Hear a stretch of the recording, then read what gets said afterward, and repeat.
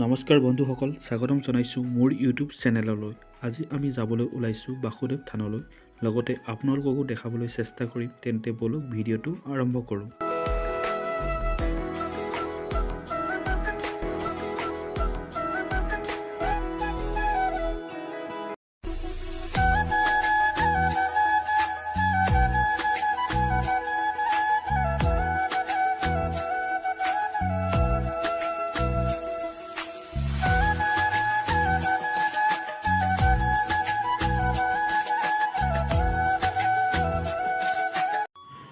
এতিয়া আমি আহি পালোহি লখিমপুৰ জিলাত অৱস্থিত পদুমণি আই থান।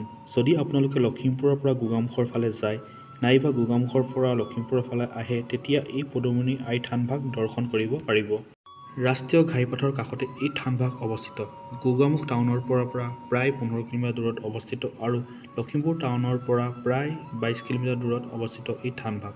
যদি আপোনালোকে লখিমপুৰলৈ আহে তেতিয়া এই থানভাগ দৰ্শন কৰিব পাৰিব। এয়া পদুমণি আই থানৰ মূৰ্তিভাগ।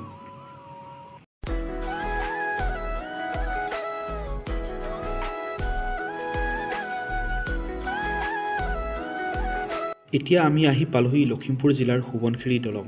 পৰিৱেশটো সঁচাকৈ সুন্দৰ লাগিছে দেখি। সোৱণশিৰি দলঙৰ দুয়োপাৰৰ দৃশ্যবোৰ। যদি আপোনালোকে লখিমপুৰৰ পৰা গোগামুখলৈ যায় তেতিয়া এই সোৱণশিৰি দলঙৰ প্ৰাকৃতিক পৰিৱেশ উপভোগ কৰিব পাৰিব।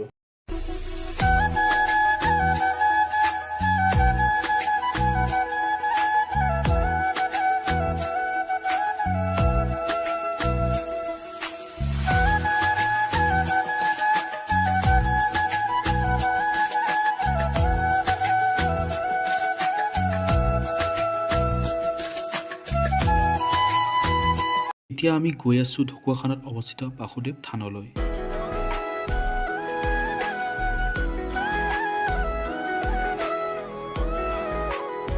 এতিয়া আমি আহি পালোহি বাসুদেৱ থান।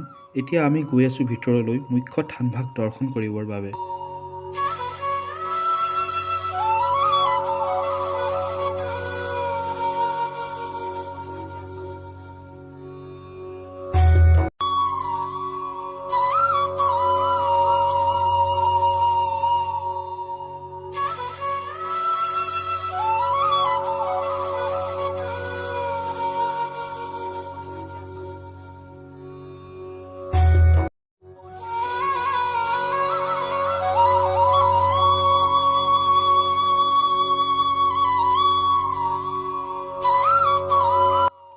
এতিয়া আপোনালোকক এই বাসুদেৱ থানভাগৰ পৰিৱেশ দেখাব বিচাৰিছোঁ আৰু থানভাগৰ বিষয়ে কিছু কথা জনাব বিচাৰিছোঁ। ঢকুৱাখানা টাউনৰ পৰা প্ৰায় 12 কিলোমিটাৰ দূৰত অৱস্থিত এই বাসুদেৱ থান। লখিমপুৰ জিলাৰ ঢকুৱাখানাৰ ঠাইত অৱস্থিত বাসুদেৱ থান বা নৰুৱা সত্ৰ কথিত আছে যে 1400-1500 শতিকাত চুতীয়া ৰজা সত্যনাৰায়ণে সত্ৰখন স্থাপন কৰিবৰ বাবে ভূমিদান কৰিছিল আৰু প্ৰায় 1700 শতিকাত শ্ৰীমন্ত শংকৰদেৱৰ নাতি শ্ৰী দামোদৰ আটাইয়ে বৰ্তমান এই ঠাইত লাওমুৰা সত্ৰ নামে স্থাপন কৰিছিল। এই বাসুদেৱ থানখনলৈ প্ৰতি বছৰে ৰাজ্যখনৰ ভিন্ন ভিন্ন প্ৰান্তৰ পৰা হাজাৰ হাজাৰ দৰ্শনাৰ্থীৰ লগতে দেশ বিদেশৰ পৰ্যটক আহে।